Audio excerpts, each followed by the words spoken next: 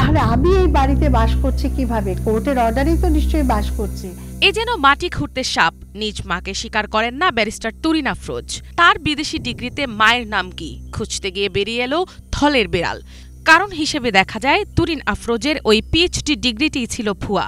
তুরিন আফরোজ পেশায় একজন আইনজীবী ও আন্তর্জাতিক অপরাধ ট্রাইব্যুনালের সাবেক প্রসিকিউটর হলেও বারংবার নানা ঘটনায় এসেছেন আলোচনায়, নানা বিতর্কিত কর্মকাণ্ডে হয়েছেন সমালোচিত।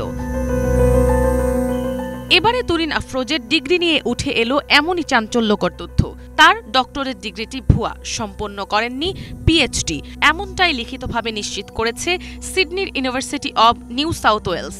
গত রবিবার আপিল বিভাগে বাড়ি সংক্রান্ত মামলায় এ তথ্য দাখিল করা হয়েছে।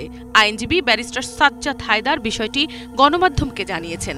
আমরা আজকে এডিশনাল পেপারবুক হিসেবে কোর্টকে দিয়েছি যে অথেন্টিসিটি, যে এইটা তুরিন আফরোজের আপন মা কি না, সেই হিসাবে আমরা ওয়ারিশন সার্টিফিকেট দিয়েছি এবং তুরিন আফরোজের বাবার ম্যারেজ সার্টিফিকেট দিয়েছি।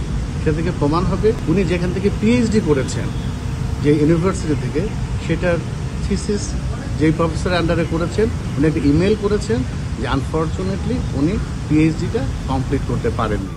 এ তথ্য সংবলিত চিঠি রাষ্ট্রপক্ষ আপিল বিভাগে উপস্থাপন করে জানায়, তুরিন আফরোজের নামে পিএইচডি ডিগ্রির কোনো রেকর্ড নেই তাদের কাছে। এমনকি এই নামে কেউ কখনো ওই বিশ্ববিদ্যালয়ের শিক্ষার্থী ছিলেন বলেও কোনো তথ্য নেই।